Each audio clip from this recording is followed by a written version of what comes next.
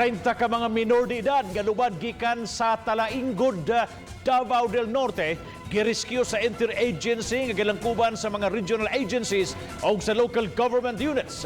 Nakaplagan sila sa gilang sanctuary sulod sa usa ka dakong universidad sa barangay Talamban, Nindakbayan sa Sugbo. Ang operasyon pinasubay sa hangyo sa mga ginikanan sa mga bata human mamising sukad pa ni atong tuig 2018.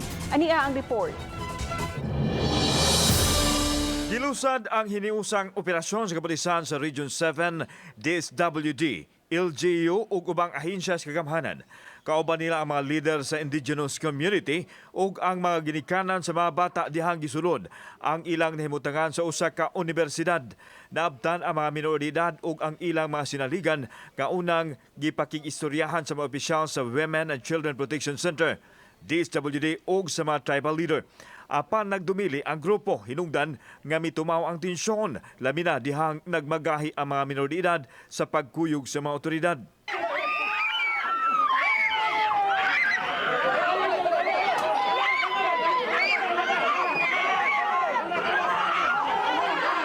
Napugos ang mga otoridad sa pag-alsa sa mga leader pagawas aron madala ang mga minor de edad.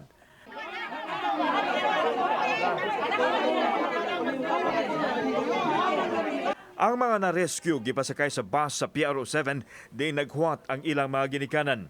Usa ka tribal leader mipadiyag nga dugay nang gipangita sa mga ginikanan ang ilang mga anak nga misangpot na gani sa depresyon. Kuyugan namon ning mga bata kay piting luyas mga dinikanan. So sige nagpangita di ay? Oo, kay naana gani mo ikog. Kining 18 anyos nga usa ka sinaligan sa grupo, miingon nga igo lang siya sugo-sugoon kung adunay pamaliton. Kuan na.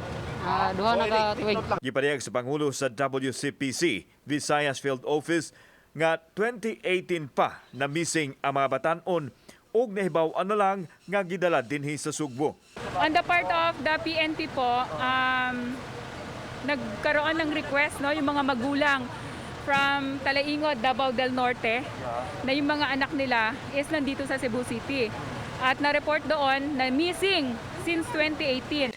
Ang mga sinaligan nga lalaki gisikop sa mga otoridad. Apan mato nila nga kabubuton sa mga batanon ang pag-uban anhi sa Sugbo aron magtungha.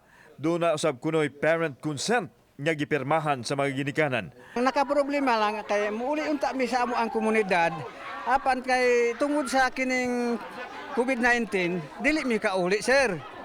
Ang usa miingon nga niadtong Abril paunta sa miaging tuig sila mo pauli apan naabtan sa pandemic hinungdan nga niya pa sila karon sa dakbayan sa Sugbo. Sa tinod lang po sir nami kuan parent consent sa mga ginikanan nga pamatuod yun nga nihatag sila sa pag-adto na mo.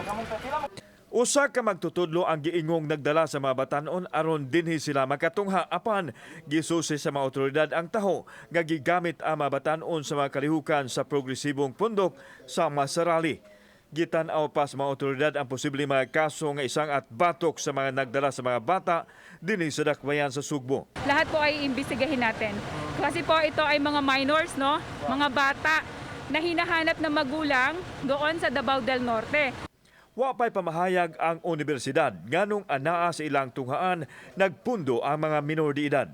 Kauban si Marlon Melgaso, ako si Alan Domingo. Balitang Bisdak.